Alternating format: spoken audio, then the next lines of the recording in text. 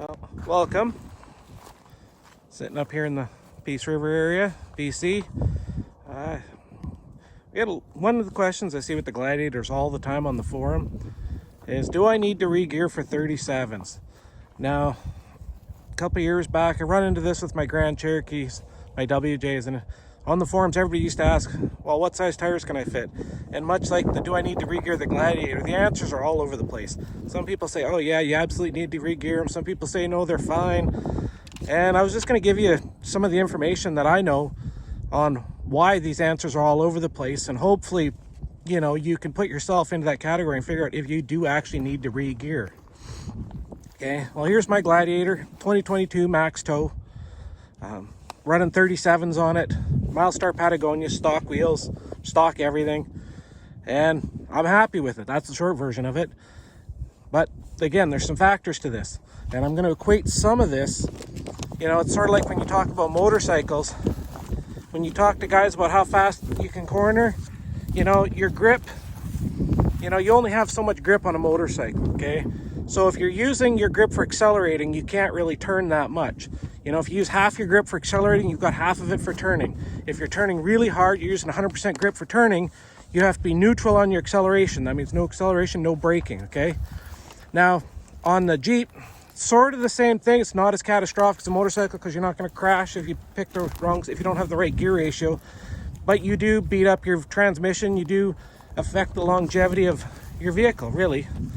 So, now some of the factors being weight, okay? So how heavy is your rig, okay? Mine's a max tow, no armor on it, plastic bumper, nothing on it. Soft top, again, really lightweight options, no big deal, okay? This thing's like 300 pounds lighter than, maybe even 400 pounds lighter than a Rubicon off the go, just because I have no options in this thing. I'm not packing really minimal gear, just a basic kinetic rope, traction mats when I need it. Eventually it'll get a winch, it will get sliders, and it will get heavier, but for now I don't have any of that. Okay, your wheels and tires, the weight of them also matters, but we'll come back to that. Okay, we'll cover it now. So I'm running stock wheels on a Milestar Pat. Okay, these tires, they're not, I wouldn't even call them a 12.5 wide tire. They say they are. They're pretty skinny for a 12.5 wide tire. If you put them next to a 37 12.5 Nitto, they look really skinny. And I'm okay with that because it helps fit them. It also cuts the weight down of the tire.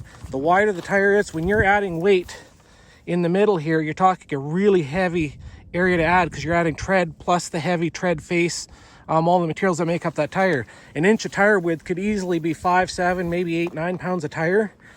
And rotating mass, and especially the further out you come away from your center line, the further out you add your wheel, the more that weight is going to affect your vehicle. Okay, same thing, you add bead locks, you're adding 32 bolts out here. So now 20-inch bead locks, you're moving that out 1.5 inches more than on a 17-inch rim, so you've now moved those 32 bolts out, which again is a couple pounds into itself. You start adding all this up, compared to my Milestars on stock wheels, you run a 37 1350 Toyo on bead locks, you could be 15, 20 pounds heavier on each corner. That's 80 pounds of rotating mass. You are going to feel that with that 3.6. Like, there's just no way about that. So, like I said, if you're trying to keep your weight down, you got stuff like Method Trail Series wheels. Almost as good as a bead lock, way lighter, almost stock wheel weight. There's options out there. But that weight also plays a dramatic effect on what you're doing. And the other part of this is, what are you expecting out of your vehicle? How fast are you going to actually drive this thing? If you're somewhere where you live, Utah, 80 mile an hour speed limit, lots of guys drive 85, 90, and you got a heavy foot, and if you want to be able to accelerate through traffic, well, you know what, you're probably going to feel it a lot more than me. All my speed limits here are 55, 60 miles an hour. I got to drive almost 1,000 kilometers to go more than 65 miles an hour legally. So I really don't push it. So if you're expecting lots of performance, well, then you're probably going to have to re-gear. Especially, so if you're using up, so say for me, I'm on 37s, but I don't have any weight. My expectations are pretty low. I don't drive that fast. You know, I don't really tow a whole bunch, pack a whole bunch most of the time. The odd time I do, but it's pretty rare, so I don't bank for that. I try and keep it good day to day, and it's pretty good day to day. My fuel economy is not that dramatically different. You know, I run about 12.4 liters per 100 empty, like with stock tires, with the stock 245s that come on the max tow. With these tires on it, I'm maybe 13.9. So yeah, I offset it, but am I ever going to offset the cost of gearing it? No.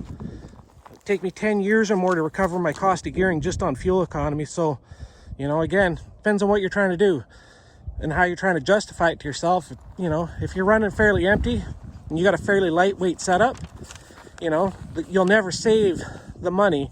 You know, it comes back to if you want to use this for more than one part of the triangle, like if you want weight, you know, if you're loading this thing up and you want 37s, or you want performance in 37s, or hey, maybe you're using all three of those, then you got to start digging into the gearing, because you're not going to be happy with it stock.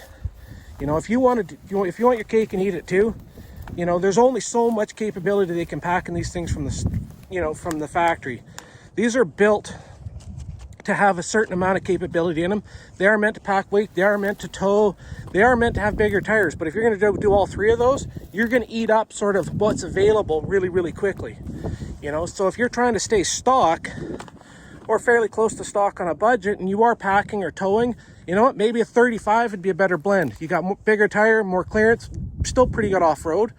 Not a 37, but it's going to leave you more capability on the backside for towing and doing truck stuff or hauling weight, overlanding, you know, and that's why the 37 11.5 is a really popular size on this, because they fit really nice with stock wheels. 11.5 tires a little lighter. It's going to save you some power. It's going to save you some weight, and it's going to keep your capability up with still having a fairly large tire that's going to look better under this. You know, not as good as a 37, but you know, it's that middle ground again that you're trying to find, right? You know, so I mean, hopefully that clears up some of, you know, what's going on, right? You just, you know, you got to balance everything out. Like I said, if you're trying to go fast and you want, you know, big heavy tires, well, you know, you're going to definitely be digging deep down into the gearing. You know, aerodynamics a huge drag. Weight also adds up really, really fast. You know, 300-400 pounds, it sounds like quite a bit until you start putting on, a bumper, a decent set of sliders, you know, that goes up. Same thing, and again, like I said before, your rotating mass is everything. It's huge. You know, stay to a skinnier, lighter tire. That's how I wound up with the Milestars. You know, they were budget friendly, which helped, but, you know, I had 36-inch IROCs on my wheeling Jeep, 1350 on a 15x10 steel wheel, and I didn't have the power or the gearing. And it was a cheap beater of a rig. I didn't want to sink any money into it because it was just a garbage can on wheels. Worked well, but again, it wasn't worth sinking any money into, so I put the Milestars on. Way narrower, saved me a bunch of horsepower, knocked down like 20 pounds a corner.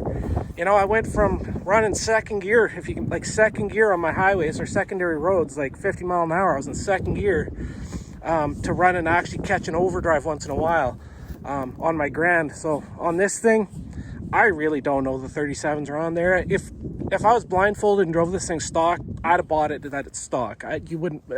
They don't feel like 37s. But again, they're light tire. They're not for everybody. I like them, but again, they fit what I'm after. You know, they fit really well on here. I don't have really any rubbing issues. Full flex, they might rub a little bit with the sway bar disconnected, but with it connected, I don't have any rubbing at all.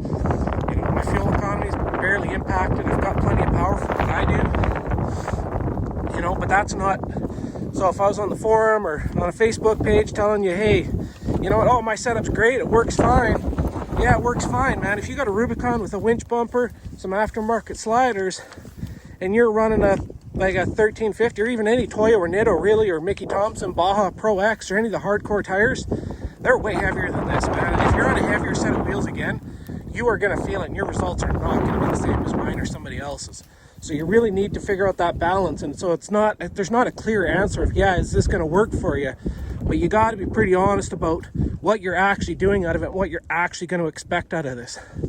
This thing on 37s, it's got plenty of power compared to some of the stuff I've been used to driving. It's actually pretty good, you know. But again, you know, is that going to change over time? You know, I put a heavy set of sliders on because I know it's going to need sliders. It's going to get skid plates eventually. and you bet there's a winch going up front. So, you know, is 300-400 pounds gonna, probably more than that, it'd be probably 500 pounds of armor stuffed to this thing. You know, if you're gonna wheel it hard, you know, is that gonna change it? Yeah, probably. You know, but I'll cross that bridge when I get to it. For now, you know, I'm good with it. I don't care if I lose a little bit of power. I'm not in a hurry. We don't go that fast here, so, you know, I'm good with it. But, you know, like I said, I've been down in Utah. I've been trying to, you know, pull a rock crawler at 85 miles an hour down the freeway, and man, that's asking a lot, especially when it gets windy. You know, so some of you guys in some parts, you know, it really adds up. Same thing with weight, man. You put a rooftop tent, a bed rack, you know, a little bit extra fuel, go a little heavy on the tools and the recovery gear. You know what? You've added 1,000 pounds quickly, and you're probably going to just need to re-gear out of the box. You know, I don't know if it'd pull that, or if you same thing. You know, hey, you got a boat, or you want to tow an RV trailer. You know what? 410's going to cut it. You know, if you're doing it once in a while, sure. You know what? Probably it'll do it. I got no doubt it'll do it. But you know, expect to be going down the highway at $4,000, not at $2,000, right? You know, so you're going to burn fuel with the RPM up. The transmission's really good. It'll compensate for quite a bit. You know, if you do it once in a while, and, you know, if you don't care if it gets 7 or 8 miles to the gallon, or if it's pulling $4,000, I don't think you're going to hurt the motor turning $4,000 anyway. It's got quite a bit of power when you rev it up, and the transmission's really good about compensating to things. You know, but if you got the mindset that, hey, I bought an 8-speed transmission and I want to use all 8 gears, you're on 37s, you're probably going to be re-gearing it fairly quickly. But anyway, that's kind of my thoughts on that. If anybody else has any other questions or statements, feel free to leave a comment and see what you see what everybody else's opinion is on it. And like I said, this isn't a definitive answer. It's kind of a gray area political answer, but I feel there's a lot of truth in that a lot of people sort of miss the big picture with these, you know, trying to turn these tires around. And, you know, it all adds up, man. You got to just figure out what are you expecting, how much weight are you going to put behind it, and how much weight are you strapping to your wheels and tires. Like, you know, that has a big effect on your rotating mass.